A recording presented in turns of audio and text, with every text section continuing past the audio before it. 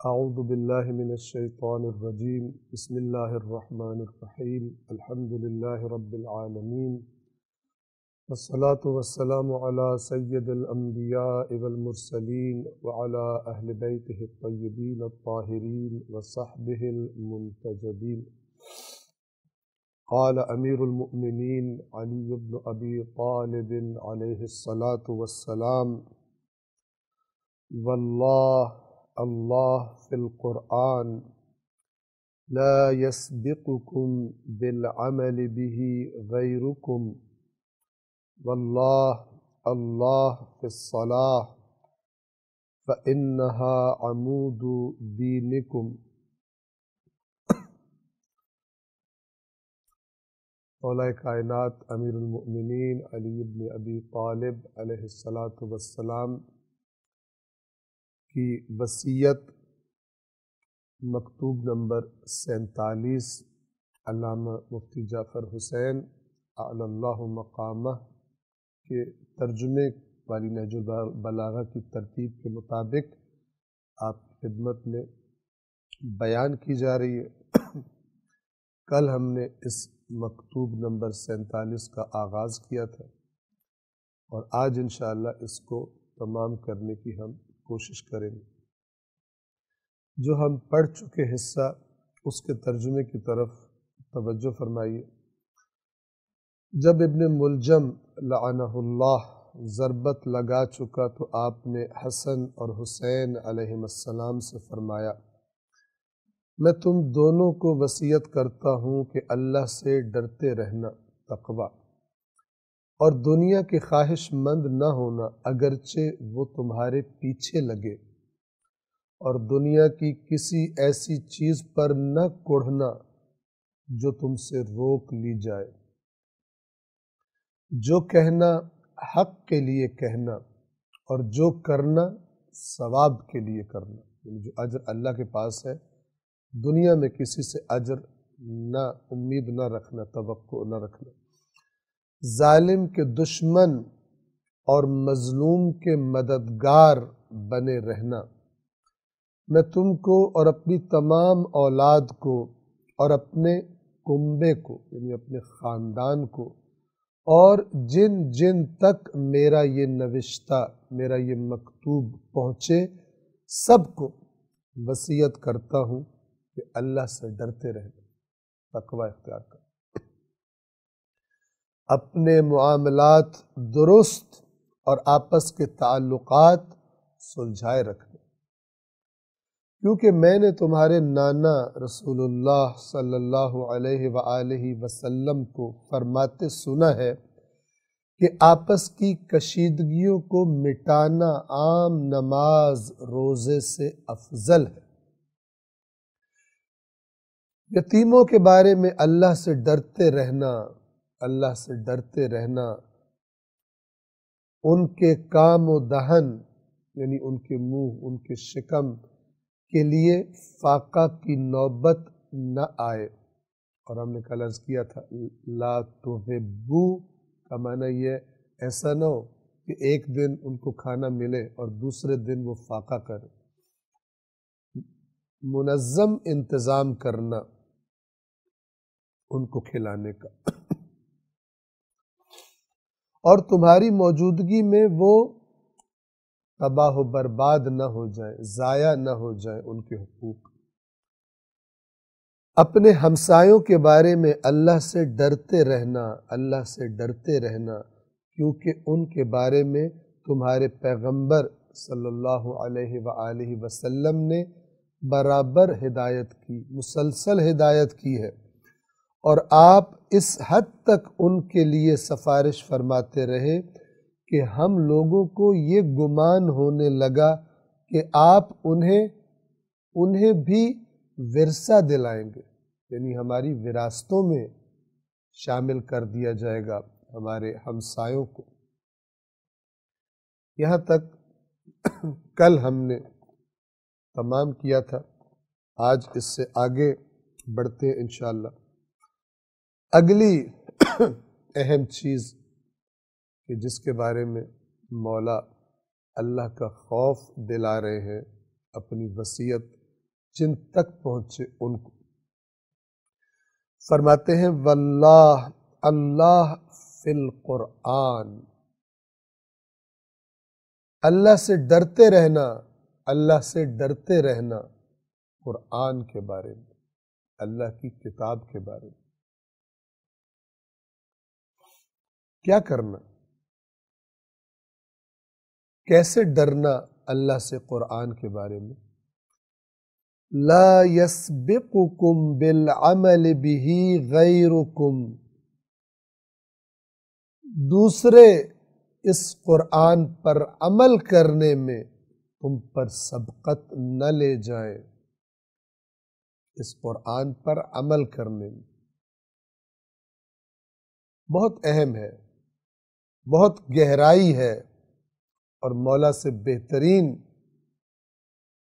گہرائیوں والی نصیحت کرنے والا کون ہوگا؟ قرآن مجید کس لیے نازل ہوا؟ بچے سے بھی پوچھا جائے تو جواب دے گا ہدایت کے لیے نازل ہوا۔ لیکن بڑوں کو دیکھو، قرآن سے ہدایت نہیں لیتے۔ جانتا بچہ بھی ہے، اور جو جانتا ہے اس پر بڑا بھی عمل نہیں کرتا۔ کتنا عجیب! جب رسول اللہ قیامت کے دن یہ شکایت کریں گے کہ میری امت نے قرآن چھوڑ دیا تھا، تو مولا بھی شاید اپنی یہ وصیت یاد کرائیں کہ تم نے میری وصیت سنی تھی، میں نے قرآن کے بارے میں کیا کہا تھا کہ قرآن پر عمل میں کوئی دوسرا تم پر سبقت نہ لے جائے۔ یعنی تم جو علی کو ماننے والے ہو، تم جو علی کو اپنا امام اور مقتدا سمجھتے ہو، رہنما سمجھتے ہو، جو علی کی وصیت سن رہا ہے، تجھ سے کوئی دوسرا قرآن پر عمل کے معاملے میں سبقت نہ لے جائے۔ قرآن پر عمل کون کرے گا؟ عمل بعد کا مرحلہ ہے، عمل سے پہلا مرحلہ کیا ہے؟ پڑھنا۔ علم ہوگا تو عمل ہوگا۔ اب ذرا میری بات پر توجہ فرمائیے گا۔ ہر وہ چیز جو ہمیں معلوم ہوتی ہے، ہم اسے اپنا علم سمجھتے ہیں، ضروری نہیں ہوتا کہ وہ واقعاً علم ہو۔ کیوں؟ اس لیے کہ علم کا معنی ہمیں پہلے پتہ ہو تاکہ یہ بات سمجھ میں آئے۔ علم کسے کہتے ہیں؟ بنو امیہ کے پروپیگنڈے کی زد میں آ کے شام والے سمجھتے ہیں کہ حضرت علی علیہ السلام اچھے انسان نہیں ہیں۔ نعوذ باللہ من ذالک، فتنہ کیا ہے انہوں نے اسلام میں۔ اب یہ جو بات ہے، وہ جو شامی عوام ہے وہ اس کو صحیح سمجھتے ہیں یا صحیح نہیں سمجھتے؟ وہ صحیح سمجھتے ہیں۔ وہ کیا کہیں گے آپ کو؟ ہمیں علم ہے اس بات کا علی کے بارے میں، لیکن آیا انہیں علم ہے یا علم نہیں ہے؟ نہیں ہے، قطعاً نہیں ہے۔ یہ آپ جو دنیا کے اندر اختلافات دیکھتے ہیں، یہ اسی وجہ سے کہ بہت سارے لوگ اپنی معلومات کو علم سمجھتے ہیں جبکہ وہ حقیقت نہیں ہوتی۔ علم کا معنی توجہ فرمائیں، عربی زبان کا لفظ ہے وَقُلْ رَبِّ زِدْنِي عِلْمًا، اے رسول کہیے اے میرے رب علم کے اعتبار سے مجھے زیادہ کر دے، میرے علم کو بڑھا۔ یہ علم کیا چیز ہے؟ علم کی تعریف، ڈیفینیشن یہ ہے، کسی چیز کو اس طرح درک کر لینا، سمجھ لینا جس طرح وہ حقیقت میں ہے، جو اس کی حقیقت ہے، جو اس کی واقعیت ہے، اس طرح سمجھ لینا، اس طرح اس چیز کو جان لینا، یہ علم ہے۔ اور اگر چیز کچھ اور ہو حقیقت میں لیکن مجھ تک اور طرح پہنچائی گئی ہو تو میں سمجھوں گا کہ مجھے علم ہے، جبکہ حقیقت میں مجھے علم نہیں ہوگا۔ اس لیے لوگ لڑتے ہیں آپس میں، ایک کہتا ہے یہ ٹھیک ہے، دوسرا کہتا ہے یہ ٹھیک ہے۔ ہو سکتا ہے ایک کو پتا ہو کہ میں بے ایمانی کر رہا ہوں، جھوٹ بول رہا ہوں، لیکن بعض اوقات دونوں بڑی ایمانداری سے لڑ رہے ہوتے ہیں، جھگڑ رہے ہوتے ہیں۔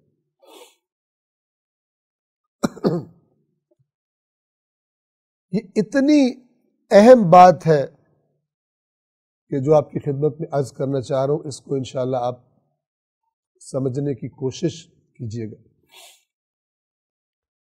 آپ کو اسلامی مسالک کے درمیان جو لڑائیاں نظر آتی ہیں ان میں سے اکثر بڑی ایمانداری اور خلوص کے ساتھ اللہ کا فرمان سمجھ کر ایک سمجھ رہا ہوتا ہے جو میں کر رہا ہوں، جو میں سمجھتا ہوں وہ اللہ کا فرمان ہے، اور دوسرا غلط ہے، اور دوسرا بھی ایمانداری کے ساتھ یہ سمجھ رہا ہوتا ہے کہ جو میں جانتا ہوں اور جو میں کر رہا ہوں وہ اللہ کا فرمان ہے، دوسرا غلط ہے۔ مثال دوں آپ کو، اور یہ بات اگر سمجھ آ جائے تو نفرتوں کی جڑیں کاٹنے کے لیے یہ کافی ہے، اور بیٹھ کر حقائق کو ڈھونڈنے کا ماحول پیدا کرنے کے لیے کافی ہے، بجائے ایک دوسرے پر تہمت تراشی کر کے اور ایک دوسرے کو القابات، برے برے ناموں سے پکار کر بجائے زندگی گزارنے کے قریب آنے کی طرف راستہ کھل سکتا ہے۔ اور وہ کیا؟ مثال دیتا ہوں آپ، ایک مسلمان جو ہاتھ کھول کے نماز پڑھتا ہے، کیوں ہاتھ کھول کے نماز پڑھتا ہے؟ آپ تصور کر سکتے ہیں کہ کوئی ہاتھ کھول کے نماز پڑھنے والا اس لیے ہاتھ کھولتا ہے کہ وہ کہتا ہے رسول اللہ نے ہاتھ باندھ کے پڑھی تھی، میں ہاتھ کھول کے پڑھوں گا۔ اگر کوئی یہ حرکت کرے اور کہے اللہ کے رسول نے جس طرح کیا تھا میں اس طرح نہیں کروں گا، اللہ کے رسول کے مقابلے میں میں کوئی کام کروں گا، وہ دین سے خارج ہو جائے گا، وہ منکر صریح قرآن ہو جائے گا۔ چونکہ اللہ تبارک و تعالی نے کیا فرمایا؟ ایک جگہ فرمایا، کئی جگہ فرمایا وَأَطِيعُوا اللَّهَ وَالرَّسُولَ، اللہ کی اطاعت کرو اور رسول کی اطاعت کرو۔ وہ کہے ہاتھ کھولنے ہیں تو کھول دو، کہے ہاتھ باندھنے ہیں تو باندھ لو، وہ کہے ہاتھ سر پہ رکھنے ہیں تو سر پہ رکھ لو، وہ کہے بیت المقدس کی طرف منہ کرنا ہے تو ادھر منہ کر کے نماز پڑھو، وہ کہے اب مسجد الحرام کی طرف منہ کرنا ہے ادھر رخ کر کے نماز پڑھو، اطاعت کرنی۔ لہذا کوئی ہاتھ باندھنے والا اور کوئی ہاتھ کھولنے والا اس نیت سے نہیں پڑھ سکتا اگر وہ مسلمان ہو، رسول پر ایمان رکھتا ہو کہ یہ ہاتھ کھولنے اور باندھنے والے دونوں رسول اللہ کے عاشق ہیں اور ان سے محبت کرتے ہیں۔ دونوں تک جن طریقوں سے یہ علم پہنچا کہ ہاتھ کھولنے ہیں یا ہاتھ باندھنے ہیں، اس سے فرق پڑ گیا۔ ایک تک وہ خبر پہنچی، ایک تک یہ خبر پہنچی۔ تو بجائے اس پر زیادہ توجہ رکھنے کے اور پھر اس کی وجہ سے لڑائی کرنے کے کہ یہ ہاتھ باندھتا کیوں ہے اور وہ کہے کہ یہ ہاتھ کھولتا کیوں ہے، اگر اس کی جگہ تھوڑا سا گہرائی سے دیکھا جائے، حقیقت پسندی سے دیکھا جائے تو کیا نظر آئے گا؟ یہ اگر ہاتھ کھول رہا ہے اور مجھے سمجھ نہیں آ رہا کیوں کھول رہا ہے، تو یہ بھی اسی رسول کا حکم سمجھ کے ہاتھ کھول رہا ہے، اور یہ اگر ہاتھ باندھ رہا ہے تو یہ بھی اسی رسول کا حکم سمجھ کے ہاتھ باندھ رہا ہے۔ ایک دوسرے کو دیکھنے کا انداز بدل جائے گا، الرجی ایک دوسرے سے جو ہوتی ہے ذرا کم ہو جائے گی، شیطان کے وسوسے اور اس کی ڈالی ہوئی نفرتیں بہت کمزور ہو جائیں گی اللہ کے فضل و کرم سے، کیونکہ دونوں کہیں گے کہ ہمارا باپ، ہمارا روحانی باپ، اس امت کا باپ تو رسول اللہ ہے۔ تو پھر کیا سٹیپ لیا جائے گا کہ مل کے بیٹھا جائے اور دیکھا جائے کہ حقیقت کیا ہے۔ بالآخر ایک حقیقت ہے یا دونوں حقیقتیں، یہ پھر مل کے بیٹھا جائے گا۔ پھر عوام کے سامنے تقریروں میں ایک دوسرے کا مذاق اڑانا، قرآن کی خلاف ورزی کرنا، اے ایمان والو تم میں سے ایک قوم دوسری قوم کا مذاق نہ اڑائے، ہو سکتا ہے وہ تم سے بہتر ہو۔ یہاں بھی یہ بات پہ غور کر لیجئے کہ جو مذاق اڑا رہا ہوتا ہے دوسرے کا، وہ تو یہی سمجھتا ہے کہ میں بہتر ہوں، وہ کمتر ہے، تبھی تو مذاق اڑا رہا ہے۔ اسی کو اللہ کہہ رہا ہے، اس بات کا یہ جواب نہ ذہن میں آئے کہ ہمارا مسلک تو برحق ہے لہذا دوسرے غلط ہے، ہم مذاق اڑا رہے ہیں۔ آپ سے ہی کہہ رہا ہے قرآن، اے ایمان والو تم نہ مذاق اڑانا کسی دوسری قوم کا، ہو سکتا ہے وہ تم سے بہتر ہو۔ ایمان والوں سے ہی کہا جا رہا ہے، جو اپنے آپ کو ایمان والا سمجھتا ہے اور قرآن کے اس خطاب کو اپنے لیے سمجھتا ہے، وہ مذاق نہیں اڑائے گا، اور جو سمجھتا ہے یہ ایمان والوں سے مراد کوئی اور ہے، وہ ویسے ہی پھر فارغ ہو گیا دین سے۔ جو یا ایھا الذین آمنو کا خطاب اپنے سے نہیں سمجھتا، کسی اور کے لیے سمجھتا ہے۔ ایمان والوں سے ہی کہا جا رہا ہے یہ گندی حرکت نہ کرنا، اس کا نتیجہ نفرتیں ہیں۔ خالق انسان، خالق نفسیات انسان تمہیں بتا رہا ہے۔ کتنے مزے لیتے ہیں ایک دوسرے کو مذاق اڑا کر، تمسخر کر کے، استہزاء کر کے۔ کبھی شلواروں کا مذاق اڑایا جا رہا ہوتا ہے، کبھی قمیضوں کا مذاق اڑایا جا رہا ہوتا ہے، کبھی ایک مسلک دوسرے مسلک، کن کن باتوں کا مذاق اڑاتے ہیں، جبکہ قرآن نے تو تم دونوں کو منع کیا تھا۔ کس نے تمہیں یہ سکھایا ہے قرآن سے ہٹ کر؟ دونوں دعوے دار ہو نا، سب مسلک دعوے دار ہیں نا، قرآن کو مانتے ہیں، تو قرآن کی بات کیوں نہیں مانتے؟ ایک یہ بڑا امت کا پرابلم ہے۔ رسول اللہ کو مانیں گے، رسول اللہ کی بات ماننے والی زندگیاں نظر نہیں آئیں گی۔ مولا علی کو مانیں گے، مولا علی کی بات ماننے والی زندگیاں بہت کم نظر آئیں گی۔ ان کو مانتے ہیں، ان کی ماننے والے بہت کم نظر آئیں گے۔ لہذا قرآن کو بہت مانتے ہیں، قرآن کی بات نہیں مانتے۔ کون مانے گا قرآن کی بات؟ جو دیکھے پہلے قرآن میں لکھا کیا ہوا، پڑھے گا تب عمل کرے گا۔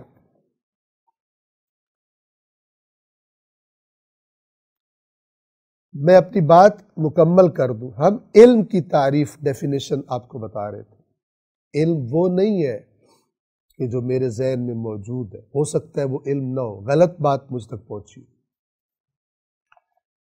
جس کو یہ بات سمجھ آ گئی اللہ کی رحمت ہو گئی اس پر، کہ جو کیونکہ قرآن نے اس خطرناک صورتحال کے بارے میں خبردار کیا ہے کہ کچھ لوگ ایسے ہیں کہ جو غلط راستے پہ چل رہے ہوتے ہیں لیکن سمجھتے ہیں کہ ہم بڑا صحیح کر رہے ہیں۔ شیطان ان کو غلط راستے پہ ڈال چکا ہوتا ہے، وَيَحْسَبُونَ أَنَّهُمْ مُهْتَدُونَ، اور وہ گمان کر رہے ہوتے ہیں کہ ہم تو ہدایت یافتہ ہیں۔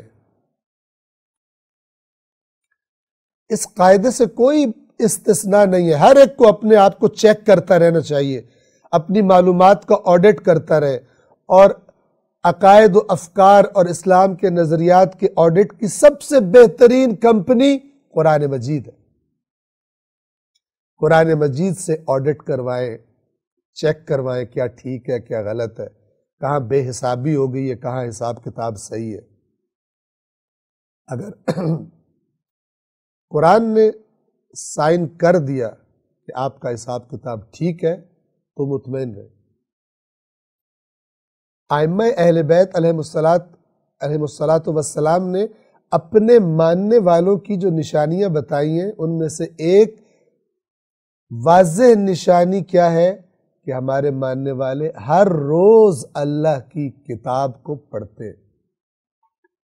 ہر روز۔ کیوں؟ تاکہ آڈٹ ہوتا رہے ان کا، تاکہ تازہ غذا ملتی رہے ان کو، تاکہ سیدھے رہیں، اللہ کی رہنمائی کے ساتھ اٹیچ رہیں۔ یہ جو نماز میں کہہ رہے تھے اہدنا الصراط المستقیم، اے اللہ ہمیں راستہ دکھا، تو قرآن نے راستہ دکھایا ہوا ہے، اور اہل بیت نے وہ راستہ چل کے دکھایا ہوا ہے۔ تبھی تو فرمایا کہ قرآن اور اہل بیت دو چیزیں چھوڑ کے جا رہا ہوں، ان دونوں سے مضبوطی کے ساتھ تمسک کرنا۔ یہ جو باتیں میں عرض کروں یہ بنیادیں ہیں اپنی فکر کی اور اپنے افکار کی اصلاح کرنی۔ ورنہ اگر دونوں سمجھ رہے ہیں کہ مجھے پتہ ہے صحیح بات، وہ سمجھ رہے ہیں مجھے پتہ ہے صحیح بات، تو سوائے لڑائی کے کچھ نہیں بچے گا۔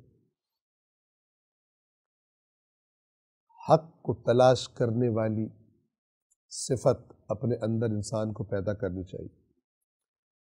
بس علم سنی ہوئی باتوں کا نام نہیں ہے، علم جذباتی عقیدت مندیوں کا نام نہیں ہے، علم اپنے آباء و اجداد کو فالو کرنے کا نام نہیں ہے، علم قرآن سے دور رہ کر حتیٰ کہ اپنے عالموں کو فالو کرنے کا نام علم نہیں ہے۔ یہ باتیں قرآن سے آپ کو بتا رہا ہوں، قرآن نے یہ کہا ہوا ہے۔ بعض لوگ عالموں کو رب بنا لیتے ہیں، رب تو اللہ ہے، اس کی بات ماننی ہوتی ہے، اور باقیوں کی بات یہ دیکھ کر ماننی ہوتی ہے کہ رب کی بات سے ٹکرا رہی تو نہیں۔ اور اگر رب کو نہیں دیکھ رہا اور کسی اور کو دیکھ رہا ہے تو پھر اللہ کہتا ہے وہی تیرا رب ہے۔ اللہ نے تو کوئی تکلف نہیں کیا قرآن میں، کوئی پردہ نہیں رکھا تاکہ قیامت کے دن کوئی بہانہ نہ بنا سکے۔ اور یہ بہانہ تو قبول ہی نہیں ہوگا کہ ہم نے تو قرآن پڑھا ہی نہیں تھا، تو قبول ہی نہیں ہوگا۔ حدیث ثقلین اگر پڑھ کے سنائی جائے قیامت کے دن، کیا جواب دیں گے؟ قرآن سے کیسے تم نے تمسک کیا؟ کیا جواب دیں گے؟ کیا کہیں گے؟ قرآن میں یوں آیتیں تھی، تو جو پروپیگنڈے عام طور پہ ہوتے ہیں بچ جائیں گے اس سے، اللہ تعالیٰ قبول کر لے گا اس کو؟ ہرگز قبول نہیں کرے گا۔ مولا اپنی وصیت میں فرما رہے ہیں، کیونکہ حقیقت علم جس میں لا ریب فیہ، کچھ بھی غلط نہیں ہے، کچھ بھی مشکوک نہیں ہے کہ کسی راوی کی غلطی ہو گئی ہو، کسی کتاب لکھنے والے کو سمجھ نہ آئی ہو۔ اسلام میں جو سب سے زیادہ معتبر متن ہے اللہ کی کتاب ہے، اللہ کا قرآن ہے۔ مولا وصیت فرما رہے اللہ سے ڈرتے رہنا، اللہ سے ڈرتے رہنا قرآن کے بارے میں۔ کیا مطلب قرآن کے بارے میں؟ بس بغیر سمجھے پڑھتے رہنا، تلاوتوں پہ تلاوتیں، ایک سورت کو 1000 بار پڑھ دیا، 500 بار پڑھ دیا تاکہ میری یہ مراد پوری ہو جائے، اس لیے قرآن مجید کے بارے میں اللہ سے ڈرتے رہنا نہیں۔ اس قرآن پر عمل کرنے میں تم سے کوئی دوسرا سبقت نہ لے جائے، یہ علی فرما رہے ہیں۔ اب علی کی سنیے یا اوروں کی سنیے، باقی تمام چیزوں کا درجہ نیچے آ جائے گا اگر وہ چیزیں عمل تک نہیں پہنچا رہی۔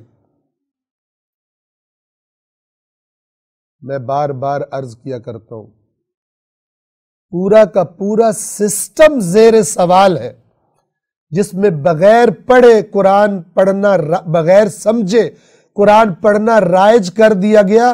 یہ پورا سسٹم اس پر سوالیہ نشان ہے، اور جو اس کے پیچھے ذمہ دار ہیں ان پہ سوالیہ نشان ہے۔ جن کی ذمہ داری دین بتانا تھی ان پر سوالیہ نشان ہے، اور عوام پر سوالیہ نشان ہے کہ وہ اس طرح کیوں نہ سمجھ بن گئے، بچے بن گئے۔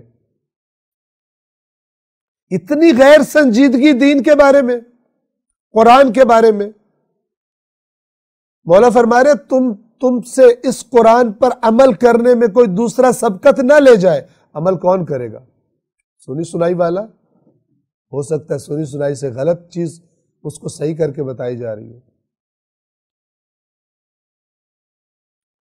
قرآن پڑھے گا، سمجھے گا تو عمل صحیح کرے گا، ورنہ ممکن ہے مجھے کہے قرآن میں کوئی بندہ کہے یہ لکھا ہوا ہے اور وہ نہ ہو اور میں اس پہ عمل کروں، فائدہ ملے گا مجھے، اس کا ثواب ملے گا؟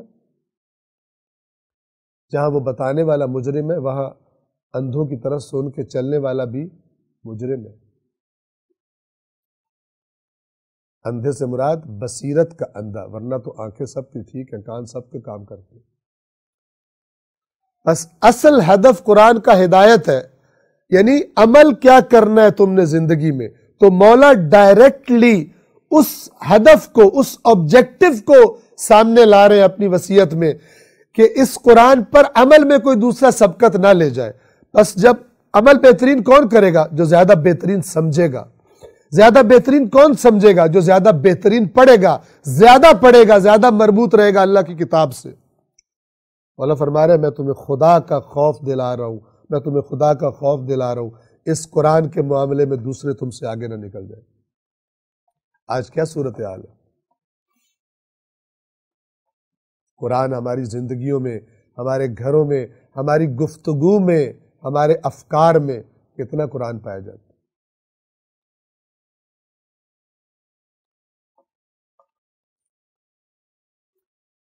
مولا فرماتے ہیں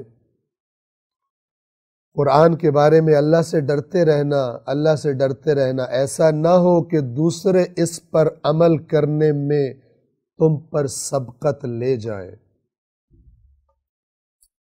اگلی بات، واللہ اللہ فی الصلاۃ فإنہا عمود دینکم، نماز کے بارے میں اللہ سے ڈرنا، اللہ سے ڈرتے رہنا، کیونکہ وہ یعنی نماز تمہارے دین کا ستون ہے۔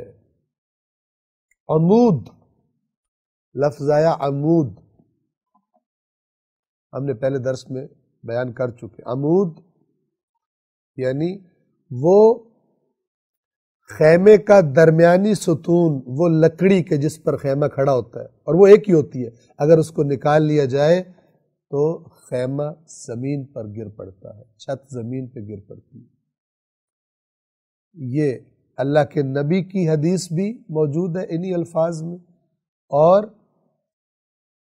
مولا علی کی بھی یہ وصیت آپ سماعت فرما رہے ہیں۔ اور علی تو شاگرد نبی ہے، علی تو خدمت گزار نبی ہے اور اس پر افتخار کرتے ہیں۔ علی کی باتیں وہی نبی کی باتیں، نبی کی باتیں، علی کی باتیں، قرآن کریم کی باتیں، یہ ایک دوسرے سے جدا نہیں ہوتی، یاد رکھیے گا۔ نماز کے بارے میں اللہ سے ڈرتے رہنا، اللہ سے ڈرتے رہنا، یہ تمہارے دین کا بنیادی ستون ہے۔ یہ کر کے تمہیں بتانا ہوتا ہے کہ اللہ کے ہو یا اللہ کے نہیں ہو۔ اقیموا الصلاۃ ولا تکونوا من المشرکین، نماز قائم کرو اور مشرکوں میں سے نہ ہو جانا۔ اگلا، واللہ اللہ فی بیت ربکم، اپنے پروردگار کے گھر کے بارے میں اللہ سے ڈرنا، اللہ سے ڈرنا، بیت اللہ کے بارے میں اسے خالی نہ چھوڑ دینا۔ لا تخلوہ ما بقیتم فإنہ ان ترک لم تناظروا، جیتے جی اسے خالی نہ چھوڑنا، بیت اللہ کو خالی نہ چھوڑنا۔ کیوں؟ مولا فرما رہے کیونکہ اگر یہ خالی چھوڑ دیا گیا تو پھر مہلت نہیں پاؤ گے، خدا کا عذاب آ جائے گا تم پر۔ ہمارے ائمہ کی احادیث میں، حج کے موضوع میں جو احادیث ہیں اس میں ائمہ کا یہ فرمان ہے، ہمارے وہ ماننے والے جو حج کے لیے جاتے ہیں ان کی وجہ سے اللہ ان پر سے بھی عذاب تالے رکھتا ہے جو حج پر نہیں جاتے۔ اور یہ مولا کی وصیت تو آپ کے سامنے ہے۔ یہاں پر میں ایک نقطہ آپ کی خدمت میں عرض کروں، ذرا توجہ کے ساتھ سماعت فرمائیے گا۔ بعض لوگوں نے بڑی غلط حرکت شروع کر دی، احکام دین کو آپس میں ٹکرانا شروع کر دیا، ایک دوسرے کے مقابلے پہ لے آتے۔ مثال کے طور پر بعض لوگ نماز اور عزاداری کو ایک دوسرے کے مقابلے پر لے کر آتے ہیں، جبکہ یہ مقابلے پر تو ہے ہی نہیں۔ نماز تو خود عزاداری کی یاد ہے، کربلا کی یاد ہے، جس کو سمجھ آئے۔ لیکن بعض لوگ خیانت کار ہیں، عوام کی امام حسین کے بارے میں، اہل بیت کے بارے میں علیہم الصلاۃ والسلام کے بارے میں جو عقیدت ہے اور قرآن سے جو عوام کی جہالت ہے، اس کو غلط استعمال کرتے ہیں۔ دین کے احکام ایک دوسرے کے مقابلے میں نہیں آتے۔ اسی طرح کا ایک مقابلہ کیا ہے؟ حج کا مقابلہ کروانا زیارات کے ساتھ۔ کیا مرض ہے؟ کیا پرابلم ہے؟ حج واجب ہے جس میں بھی استطاعت ہو، زیارت واجب نہیں ہے جس میں بھی استطاعت ہو، اس پر زیارت واجب نہیں ہے۔ اور یہ جو واجب اور مستحب کا فرق ہے، یہ سمجھ لیجیے۔ علماء کرام نے اس بحث کو بیان فرمایا، اس پر غور و فکر کے بعد، قرآن مجید کی آیات و اہل بیت کی روایات دیکھنے کے بعد اور عقل کو استعمال کرنے کے بعد کیا بتایا کہ خداوند عالم نے کسی کام کو جب یہ دیکھنا چاہا کہ یہ بندے میرے کے لیے ضروری ہے یا ضروری نہیں ہے، اگر دیکھا اتنا اہم ہے کہ اس کے بغیر گزارا ہی نہیں ہے، تو کہا یہ واجب ہے۔ اور اگر دیکھا کہ یہ فائدہ مند ہے لیکن اس کے لیول کا فائدہ مند نہیں ہے، تو فرمایا یہ مستحب ہے۔ مقابلہ کیوں؟ ہر چیز کو اپنے مقام پہ رکھا جائے۔ ہمارے تو اصول دین میں سے دوسرا عدل ہے، توحید کے بعد عدل الہی، ہم عدل کے قائل ہیں، ہر چیز کو اپنے مقام پہ رکھنے کے قائل۔ یہ جو مقابلہ کروانا ہے، یہ در حقیقت شیطان کیا چاہتا ہے کہ شریعت کی بعض چیزوں کو نکال دیا جائے، لوگوں سے چھین لیا جائے، اور یہ اس کا نتیجہ پھر فتنہ ہے۔ اللہ نے جو ترتیب رکھی ہے اس ترتیب کا لحاظ کیا جائے۔ اسی نہج البلاغہ میں مولا علی علیہ السلام سے ایک روایت نقل کی گئی، جس میں مولا فرماتے ہیں نوافل کا کوئی فائدہ نہیں ہے، نوافل یعنی نماز کے جو مستحبات ہوتے ہیں، ان کا کوئی فائدہ نہیں ہے اگر فرائض ضائع ہو جائے، اگر فرائض کو نقصان پہنچے نوافل کی وجہ سے، کوئی فائدہ نہیں نوافل کا۔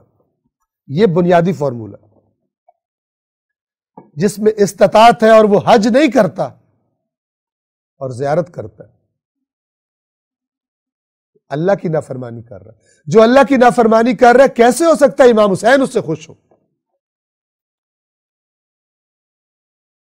امام حسین اس اللہ کی رضا کے مقابلے میں کوئی اور رضا کیسے رکھ سکتے ہیں جو کربلا میں سب کچھ قربان کر کے خدا کی رضا پہ راضی ہو رہے ہیں؟ کیوں عوام کے ساتھ یہ کھیل کھیلا جاتا ہے اور کیوں عوام بیدار نہیں ہوتی؟ جو استطاعت رکھتے ہوئے حج پہ نہ جائے، جان بوجھ کر زیارات پہ جاتا رہے، نہ اس سے خدا راضی ہوگا نہ اس سے حسین راضی ہوں گے اگر دیدہ دانستہ یہ حرکت کرتا ہے تو۔ کس نے تربیت کی ہے؟ کس نے بتایا یہ؟ واجب واجب ہے، مستحب مستحب ہے۔ البتہ جب ہر چیز اپنے مقام پر ہو،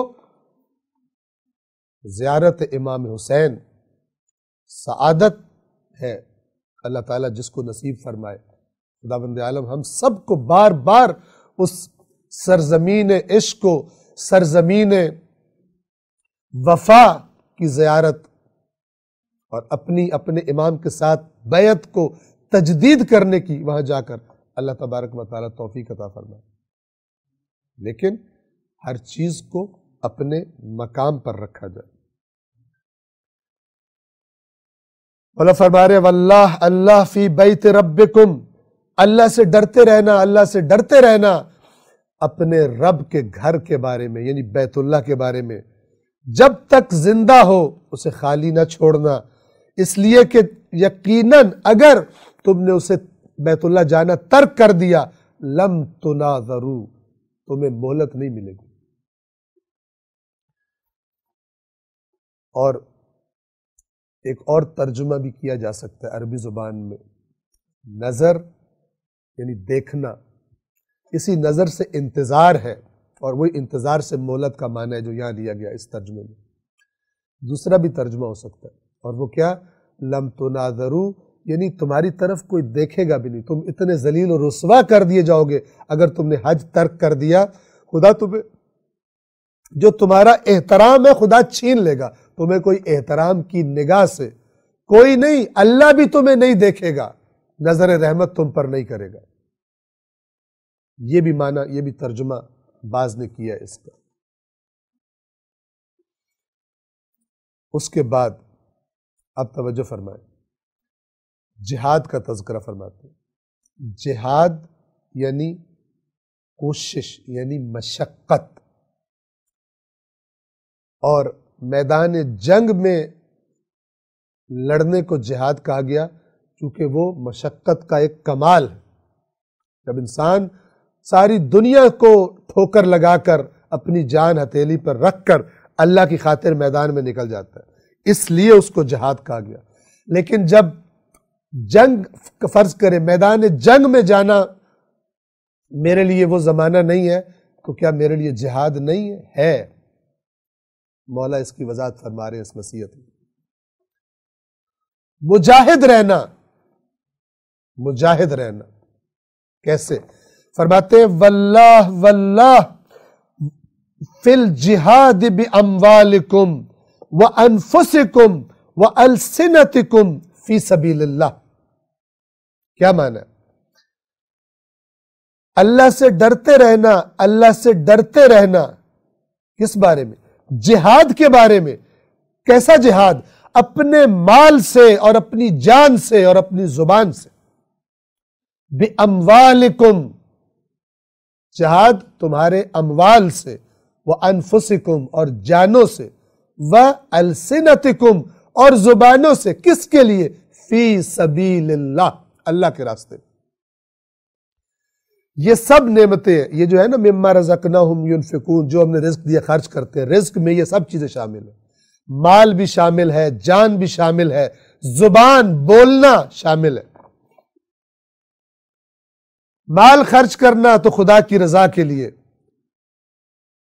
جان خرچ کرنا اپنی صلاحیتیں، اللہ نے تمہیں عقل دی، صلاحیتیں دی، تم ایک مقام پر پہنچ گئے، ان صلاحیتوں کو اللہ کے دین کی خدمت میں رکھنا، اللہ کے دین کے خلاف اپنی صلاحیتوں کو استعمال نہ کرنا، نہ ہونے دینا دنیا کے چند پیسوں کی خاطر۔ وَأَلْسِنَتِكُمْ اور جو اگر خدا نے تمہیں بولنے کی صلاحیت دی ہے تو وہ بولنا جس سے خدا راضی ہو، جس سے خدا کا دین سر بلند ہو، حق بولنا۔ اسی وصیت کے شروع میں کیا فرمایا تھا اپنے دونوں بیٹوں کو؟ وَقُولَا بِالْحَقِّ، ہمیشہ حق کے لیے بات کرنا، تمہارا قول حق کے لیے ہو، سچائی کے لیے ہو۔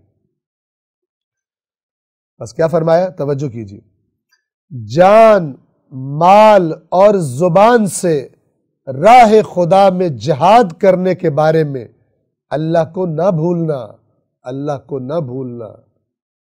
یہ واللہ، اللہ کئی طرح سے ترجمہ ہو سکتا ہے۔ تمہیں خدا سے ڈراتا ہوں، تمہیں خدا سے ڈراتا ہوں۔ اللہ کو نہ بھولنا، اللہ کو نہ بھولنا، اللہ کو یاد رکھنا، اللہ کو یاد رکھنا، ان چیزوں کے بارے میں۔ یہ اہم ترین چیزیں ہیں جن کا مولا ذکر فرما رہے ہیں۔ وقت شہادت ہے، مولا اپنے علم کا نچوڑ کیا چیز تمہارے لیے اہم ہے مولا بتا رہے ہیں، وصیت کے وقت جانے والا اہم ترین چیزیں بتاتا ہے۔ توجہ کیجئے، پھر فرمایا وَعَلَيْكُمْ بِالتَّوَاصُلِ وَالتَّبَادُلِ، اور تم پر لازم ہے کہ آپس میں میل ملاپ رکھنا اور ایک دوسرے کی اعانت کرنا، مدد کرنا۔ تواصل، وصل، جڑے رہنا، تعلقات جوڑے رکھنا، تعلقات توڑنا مت، تم پر لازم ہے۔ جو علی کی وصیت کو اپنے دل سے قبول کرنا چاہتا ہے وہ تعلقات پہ توڑے۔ تواصل، وصل رہنا، جڑے رہنا آپس میں، والتبادل، بذل کرنا، عطا کرنا، ایک دوسرے کی مدد کرتے رہنا، ایک دوسرے کو عطا کرتے رہنا، تاکہ کوئی محروم نہ رہے، کوئی مشکل پریشانی میں ہو تو بے سہارا نہ رہ جائے، ایک دوسرے کو عطا کرتے رہنا۔ وَعَلَيْكُمْ، یہ تم پر لازم ہے۔ اس کے مقابلے میں وَإِيَّاكُمْ، اور خبردار بچ کے رہنا، وَإِيَّاكُمْ وَالتَّدَابُرَ وَالتَّقَاطُعَ، بچ کے رہنا ایک دوسرے سے پیٹھ پھیرنے سے، ایک کا منہ ادھر ہے دوسرے کا منہ ادھر ہے، ایک دوسرے کی طرف منہ رکھنا۔ تدابر، دبر کہتے ہیں پشت کو، پیٹھ کو، تدابر جب دو افراد ایک دوسرے کی طرف پشت کر لیں۔ یہ تواصل کا اپوزٹ ہے، تواصل کا متضاد، ضد۔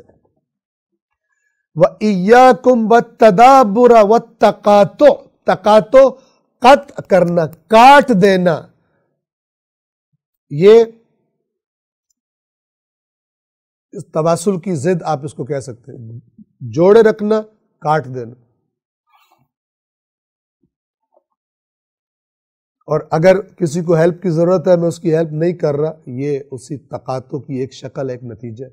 تعلقات کاٹنا، جوڑ کے رکھنا، اس کو عربی میں کہتے ہیں، وصل کو کہتے ہیں صلہ، صلہ رحمی، یعنی رشتہ داروں کے ساتھ تعلقات، مومنین کے ساتھ تعلقات جوڑ کے رکھنا۔ اور اس کے مقابلے میں ہے قطع رحم، قطع تعلقات، چاہے رشتہ داروں سے ہو چاہے مومنین کے ساتھ۔ پھر فرماتے ہیں لا تترکوا الامر بالمعروف والنہی عن المنکر، امر بالمعروف کو ترک نہ کرنا اور نہی عن المنکر کو ترک نہ کرنا۔ آج یہ ترک کر دیا گیا ہے، اکثر تو سمجھتے نہیں ہیں ہم نے کسی کو امر بالمعروف کرنا، نہیں عن المنکر نہیں کرنا، لیکن مولا کی بات کتنی برحق ہے، اس کو ذرا سنیے اور دیکھیے آج کن حالات سے امت دوچار ہے، امت کے سروں پہ کون لوگ مسلط ہیں۔ امام حسین علیہ السلام فرما رہے تھے میں امر بالمعروف اور نہیں عن المنکر کے لیے نکلا ہوں، میرا ساتھ دو، ساتھ نہیں دیا، فاسق مسلط ہو گئے امت کے سر پر۔ یہ مولا علی وصیت میں فرما رہے ہیں کہ لا تترکوا الامر بالمعروف والنہی عن المنکر فیولی علیکم شرارکم ثم تدعون فلا یستجاب لکم۔ خبردار، نیکی کا حکم دینے سے اور برائی سے منع کرنے سے کبھی ہاتھ نہ اٹھانا، ورنہ بد کردار تم پر مسلط ہو جائیں گے۔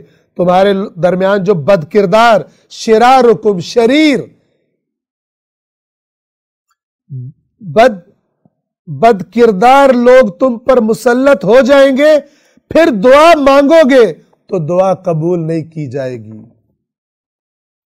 برحق فرمایا میرے مولا نے، برحق فرمایا۔ امر بالمعروف ترک ہوا، فساق اور فجار کے مسلط ہونے کا راستہ کھل گیا، اور دربار کے پیسوں پر پلنے والے ملاؤں کی یہ فکر بھی رائج کر دی گئی کہ جو بھی چڑھ کے بیٹھ جائے تخت پر اسی کو سلوٹ کرو، چاہے وہ یزید جیسا فاسق ہی کیوں نہ ہو۔ یا حسین یا یزید، تیسرا کوئی راستہ نہیں۔ یا حسین یا یزید، یا حسینیت یا یزیدیت، تیسرا کوئی راستہ نہیں۔ امام حسین سے زیادہ نبی کے نواسے سے زیادہ جنت، جس جنت میں جانے کے خواہش مند ہو، اس جنت کے سردار سے زیادہ سمجھدار دین کے بارے میں بننے کی کوشش نہ کرو۔ دھوکہ کھایا ہے، دھوکہ کھاؤ گے۔ آج امت کی جو فاسقوں اور فاجروں کے ہاتھوں حالت بنی ہوئی ہے،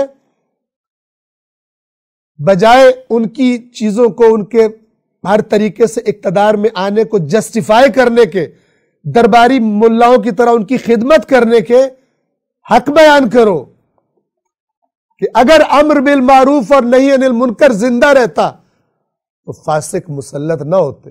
اب جب ہو گئے ہیں اور تم امر بالمعروف نہیں کر رہے تو مانگو، دعائیں قبول نہیں ہوں گی۔ ٹکرے مارو جا کر چائے خانہ کعبہ کی دیواروں میں، نہیں قبول ہوگا۔ ذمہ داری ادا نہیں کرتے اور اللہ سے دعا کرتے ہو۔ قرآن نے اعلان کر دیا ہے وَأَطِيعُوا اللَّهَ وَالرَّسُولَ لَعَلَّكُمْ تُرْحَمُونَ، اللہ اور رسول کی اطاعت کرو تاکہ تم پہ رحم کیا جائے۔ پہلے اطاعت کرو تاکہ اللہ کا رحم تم پہ نازل ہو۔ اطاعت نہیں کرتے ہو اور کہتے ہو اللہ کرے، بنی اسرائیل ہو،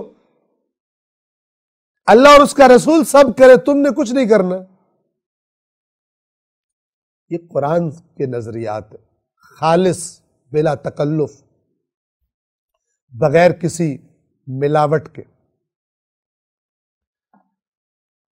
اس کے بعد پھر فرمایا یا بنی عبد المطلب۔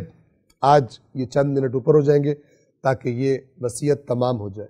یا بنی عبد المطلب لا ألفينكم تخوضون دماء المسلمين خوضا تقولون قتل أمير المؤمنين ألا لا تقتلن بي إلا قاتلي۔ ترجمہ، اے عبد المطلب کی اولاد، ایسا نہ ہونے پائے کہ تم امیر المومنین قتل ہو گئے، امیر المومنین قتل ہو گئے کہ نعرے لگاتے ہوئے مسلمانوں کے خون سے ہولی کھیلنا شروع کر دو۔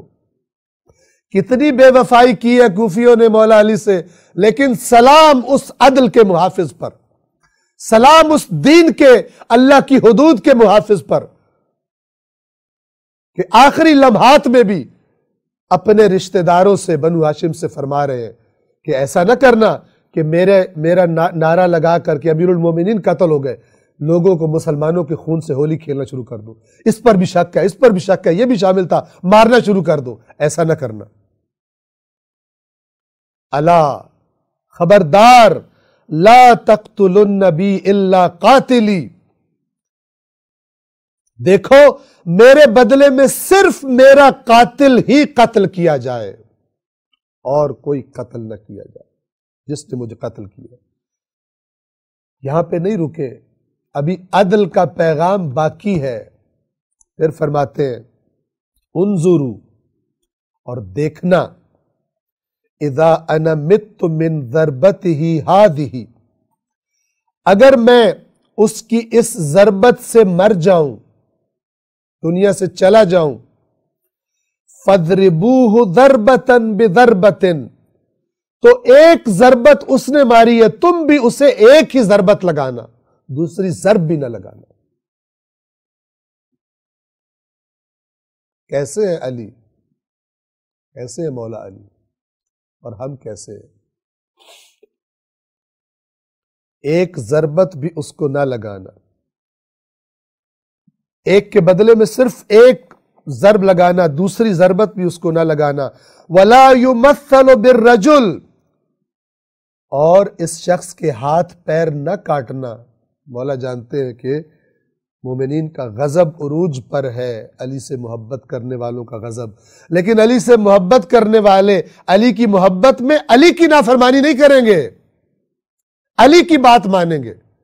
علی کا نام لے کر علی کی نافرمانی کرنا، علی اللہ کا حکم جاری کرے گا، علی اللہ کی نافرمانی نہیں دیکھ سکتا، چاہے کوئی اس کی محبت کا دعویٰ کرنے والا کرے، چاہے کوئی دوسرا کرے۔